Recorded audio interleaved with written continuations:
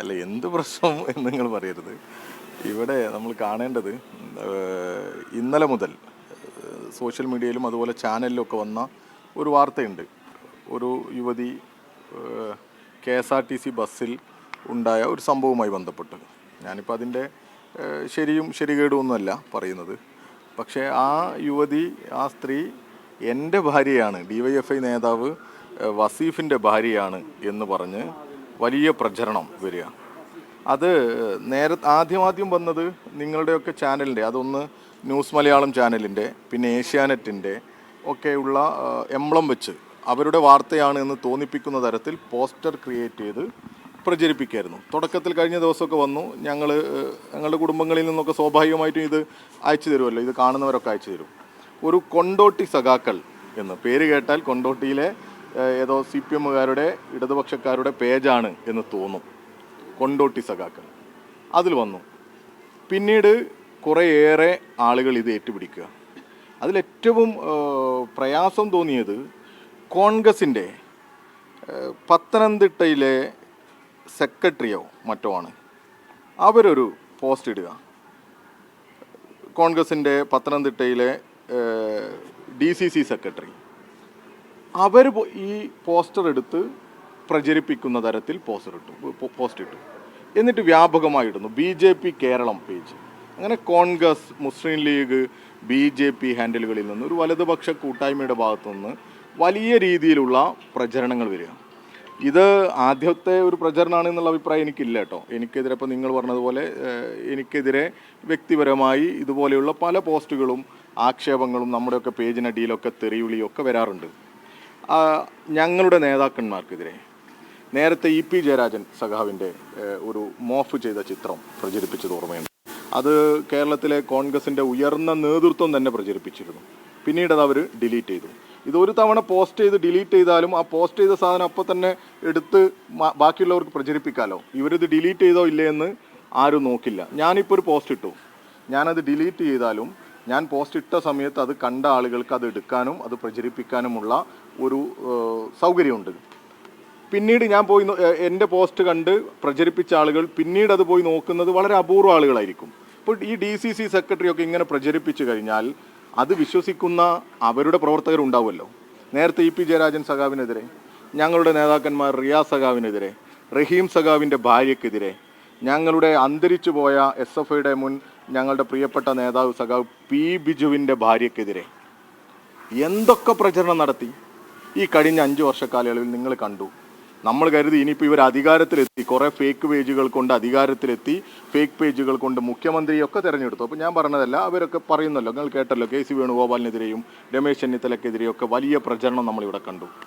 അപ്പോൾ ആരാണ് ഇതിൻ്റെ ഒരു യഥാർത്ഥത്തിലുള്ള, എന്താണ് ഇതിൻ്റെ ഒരു യഥാർത്ഥത്തിലുള്ള സംഭവം എന്ന് നമുക്ക് ബോധ്യപ്പെട്ടു. എവിടെയാണ് ഇതിൻ്റെ ഒരു കേന്ദ്രം എന്ന് നമുക്ക് ആർക്കും അത്യാവശ്യം ചിന്തിക്കുന്നവർക്ക് മനസ്സിലാകുന്ന തരത്തിൽ വന്നു. ഇങ്ങനെ വ്യാപകമായുള്ള പ്രചരണങ്ങൾ, ആ പ്രചരണങ്ങൾ ഏറ്റുപിടിച്ച് ഇങ്ങനെ വന്നുകൊണ്ടേയിരിക്കുക.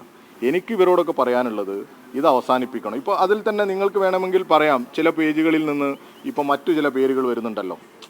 സ്വാഭാവികമായിട്ടും അങ്ങനെ ഒരു കൗണ്ടർ നരേഷൻ സെറ്റ് ചെയ്യാനോ അല്ലെങ്കിൽ ഒരു പ്രതികരണം ഉണ്ടാക്കാനോ ഒക്കെ ചില ആവേശത്തിൽ നിൽക്കുന്ന ആളുകളൊക്കെ, ഇപ്പോൾ എന്നെയൊക്കെ സ്നേഹിക്കുന്ന, ഞങ്ങളുടെ പ്രസ്ഥാനത്തെ സ്നേഹിക്കുന്ന ആളുകൾ ചിലപ്പോൾ തിരിച്ചും അതേ നാണയത്തിൽ തിരിച്ചടിക്കണം എന്ന് ആഗ്രഹിക്കുന്നവരുണ്ടാകും.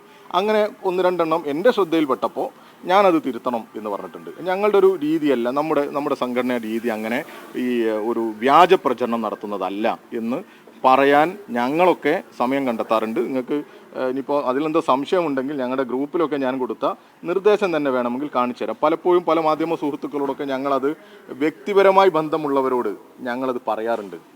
ഇങ്ങനെ പല പേജുകളിൽ നിന്നും വരുന്ന പ്രചരണങ്ങൾക്ക് ഞങ്ങൾ ഉത്തരവാദിത്വം ഞങ്ങൾക്കില്ല, ഞങ്ങൾ അതിനെ തിരുത്താറുണ്ട് എന്ന് പറയാറുണ്ട്.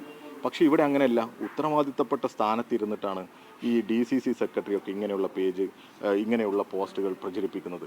ചാനൽ പറഞ്ഞു ഞങ്ങളുടേതല്ല. ന്യൂസ് മലയാളം ചാനൽ ഒരു വാർത്ത ചെയ്തു, ഞാൻ കണ്ടു. അവർ പറഞ്ഞതിന് ശേഷവും ആര് പ്രചരിപ്പിക്കുകയാണ്? ഈ DCC സെക്രട്ടറി ഇത് അല്ല, പത്തനംതിട്ട DCC സെക്രട്ടറി എന്നാണ്. അപ്പോൾ കൈരളി ചാനൽ അവരുടെ പേരും ഫോട്ടോയൊക്കെ വെച്ച് വാർത്ത കൊടുത്തിട്ടുണ്ട്. ഇതാ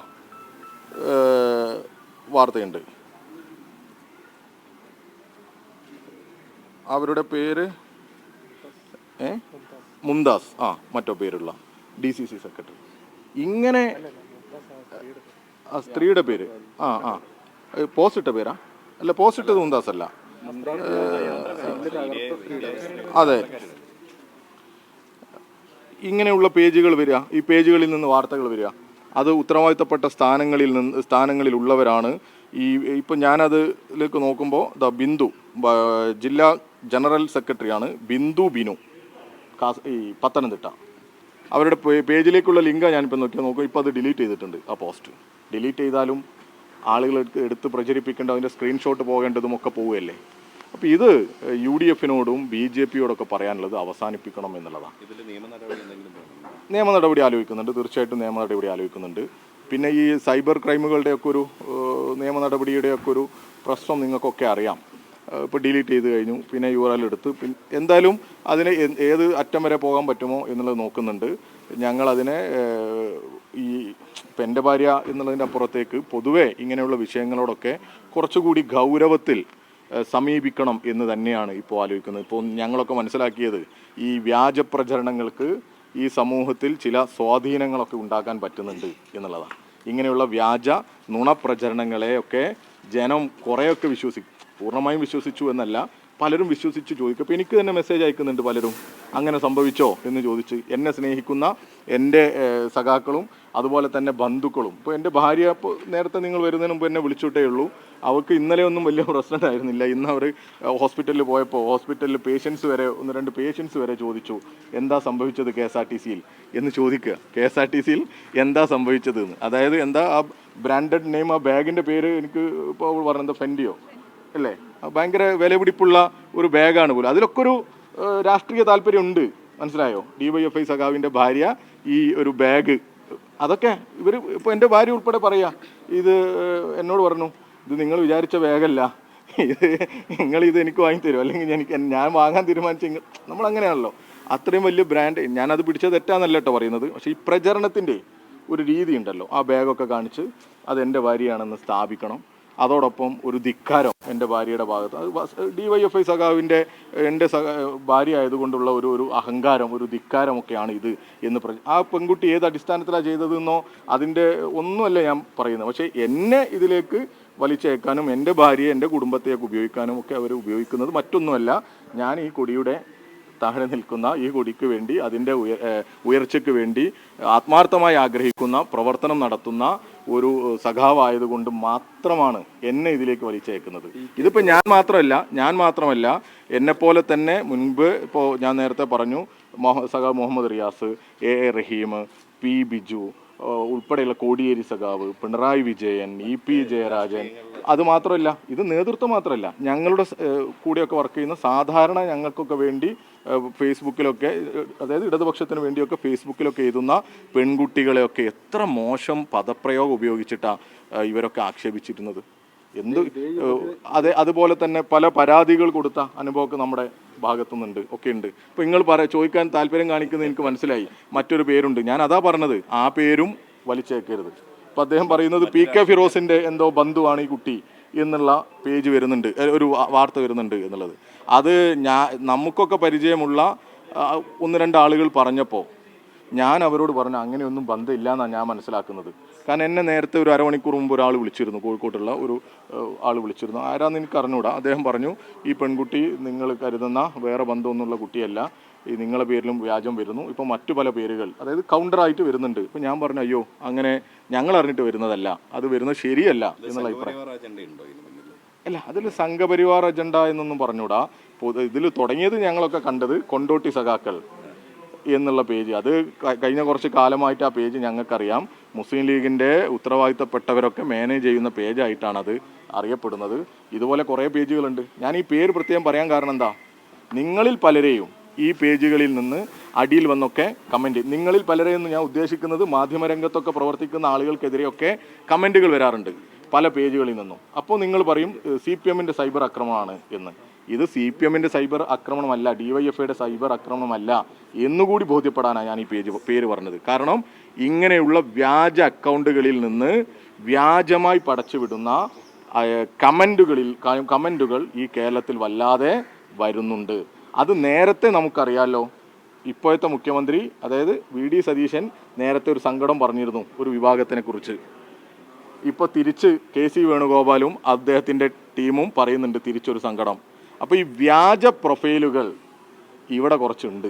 ഇത് ആരുടെ കയ്യിലാണ്, ആരാണ് ഇതിൻ്റെ നിയന്ത്രണം എന്നുള്ളതൊക്കെ ഒന്നുകൂടി ഗൗരവത്തിൽ അന്വേഷിക്കേണ്ടതുണ്ട്. ഇനി ഇപ്പോൾ പോലീസൊക്കെ ഇപ്പോൾ നമുക്കറിയാമല്ലോ, അവർ പരിശോധിച്ച് കണ്ടുപിടിക്കുമെന്നൊക്കെ നോക്കാം. ഇനിയിപ്പോൾ പോലീസും എല്ലാവരും ഇതിലിറങ്ങണം എന്നുള്ള അഭിപ്രായം കേട്ടോ, ഞങ്ങൾ മാത്രം എന്നുള്ളതല്ല, എല്ലാവരും. ഇതൊരു വലിയ അപകടമായി നിലനിൽക്കുക. അത് ഞങ്ങൾ ആ രീതിയിൽ കാണണമെന്ന് തന്നെയാണ് ആലോചിക്കുന്നത്. ബാക്കി നോക്കാം നമുക്ക്. കഴിഞ്ഞ ദിവസം ഒരു സമൂഹ മാധ്യമങ്ങളിൽ ഒരു പോസ്റ്റ്, അതായത് ഒരു ഫോട്ടോ രാഹുൽ മാങ്കൂട്ടത്തിനൂടെ, ആരോപണ വിധേയായ രാഹുൽ മാങ്കൂട്ടത്തിനൂടെ നമ്മളിപ്പോൾ നമ്മൾ അതിനെക്കുറിച്ച് നമ്മളിപ്പോൾ മറ്റൊരു വിഷയമല്ലേ, അത് ഓരോരുത്തരുടെയും പിന്നെ താല്പര്യത്തിനനുസരിച്ച് അദ്ദേഹം പോസ്റ്റ് ഇട്ടതായിരിക്കും. ഓരോരുത്തർ അങ്ങനെയാണല്ലോ. ഇപ്പോൾ എനിക്ക് താല്പര്യമുള്ള ആളുകളുടെ കൂടെ ഞാൻ പോസ്റ്റ് ഇടും. അത് ഞാൻ ആ ഫോട്ടോ പ്രചരിപ്പിക്കും. അത് അറിയാത്ത ആളല്ലല്ലോ പോസ്റ്റ് ഇട്ടത്, അറിഞ്ഞ ആൾ തന്നെ പോസ്റ്റ് ഇട്ടത് ഞാൻ കണ്ടത്. ഇതെല്ലാം അറിയുന്ന ആളാണ് ഈ പോസ്റ്റ് ഇട്ടത് എന്നുള്ളതാണ്. അത് നിങ്ങൾ അദ്ദേഹത്തോട് കുറച്ചുകൂടി ഗൗരവത്തിൽ ഈ ചോദ്യം ചോദിക്കണം എന്നാണ് എൻ്റെ അഭിപ്രായം. മറ്റൊരു ചോദ്യം കൂടി, പുതിയ മുഖ്യമന്ത്രി വാഹന വ്യൂഹമൊന്നും വേണ്ട എന്നുള്ള തീരുമാനത്തിലാണ്. പിണറായി സഞ്ചരിച്ച പോലെ അല്ല, അതൊക്കെ നമ്മൾ വേറെ പൊളിറ്റിക്കലി പറയട്ടെ. അല്ല, ഒക്കെ വരട്ടെ. ഇപ്പോൾ എല്ലാം നല്ല തീരുമാനങ്ങളും ആണല്ലോ ആദ്യം പറയുക. ഒക്കെ വരട്ടെ, നമുക്കൊക്കെ വന്നിട്ട് നോക്കാം. അല്ല, അങ്ങനെയല്ല. ഇപ്പോൾ ഈ വാഹനത്തിൻ്റെ അകമ്പടി സത്യത്തിൽ പിണറായി വിജയൻ ഇത്ര വാഹനങ്ങളുടെ അകമ്പടിയോടെ കൂടി പോയതാണോ?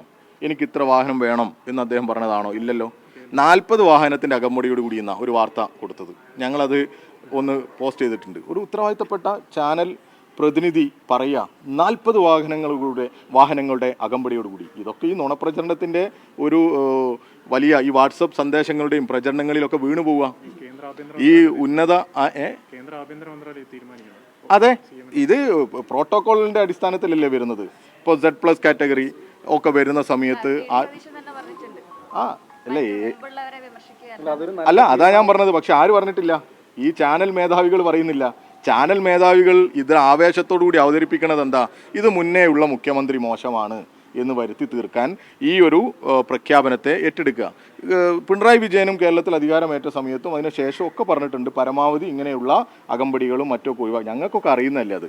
ഞങ്ങളൊക്കെ ഈ നാട്ടിൽ ജീവിക്കുന്നവരല്ലേ. ഞങ്ങളോട് ഞങ്ങളുടെ മുഖ്യമന്ത്രിയും ഞങ്ങളുടെ നേതാക്കന്മാരും കാണിക്കേണ്ട മര്യാദയെക്കുറിച്ചും ഞങ്ങൾ എടുക്കേണ്ട നിലപാടുകളെക്കുറിച്ചൊക്കെ പറയുന്നതാണ്. ഞങ്ങൾക്ക് ആത്മാർത്ഥമായി സത്യസന്ധമായി ഞങ്ങളുടെ പിണറായി വിജയനിലും ഞങ്ങളുടെ പാർട്ടി PBയിലും ഞങ്ങളുടെ നേതാക്കന്മാരിലൊക്കെ വിശ്വാസമുണ്ട്.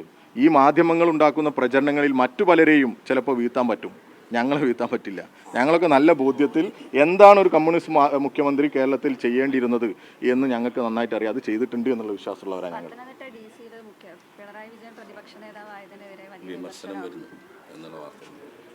ഇതൊക്കെ ഇപ്പോൾ ഇതിനകത്ത് കുറേ ചർച്ച നടന്നു. ഇപ്പോൾ ഞങ്ങൾ ചർച്ച നടക്കുക, നിങ്ങൾക്ക് ആർക്കെങ്കിലും വല്ല ഇവരുണ്ടോ? ഓരോരുത്തർ ചിലപ്പോൾ നിങ്ങൾക്ക് വിളിച്ചു പറഞ്ഞിരുന്നുണ്ടാവും, ഏതെങ്കിലും 1-2 ആളുകൾ ചിലപ്പോൾ ഇങ്ങനെയാണെന്നുള്ളത്. അത് ചിലപ്പോൾ നിങ്ങളെ കബളിപ്പിക്കാനായിരിക്കുന്നേ. അത് ഏറ്റുപിടിക്കണം. നിങ്ങൾ അതിൻ്റെ ഉള്ളിൽ ഇരുന്നില്ലല്ലോ. ഞാനും ഇരുന്നിട്ടില്ല. പത്തനംതിട്ട പാർട്ടിയുടെ ജില്ലാ ഇതിൽ ഞാൻ ഇരുന്നിട്ടുണ്ടോ? ഇവിടെ മുമ്പ് ഉണ്ടായിരുന്നൊരു അനുഭവം ഞങ്ങളൊക്കെ പേരിൽ ഞങ്ങളൊക്കെ ഇങ്ങനെ ചർച്ച ചെയ്തു എന്ന് ഞാൻ അന്ന് നിങ്ങളുടെ 1-2 ചാനൽ മേധാവികളോട് വിളിച്ചിട്ട് എനിക്ക് പറയാൻ പറ്റുന്ന ഭാഷയിൽ പറഞ്ഞിട്ടുണ്ട്. എന്തിനാ വെറുതെ ഇങ്ങനെ പറയുന്നത്? ഇപ്പോൾ പുതിയ മുഖ്യമന്ത്രി പറഞ്ഞല്ലോ, ഇതിലൊക്കെ ഒരു പ്രയാസത്തിൽ ആകാശത്ത് നിന്ന് നിങ്ങൾ എന്ത് ചെയ്യരുത്, വാർത്തകൾ ഉണ്ടാക്കരുതെന്ന് പറഞ്ഞില്ലേ? അതന്നെ പറയാനുള്ളത്. ഓക്കെ, ശരി.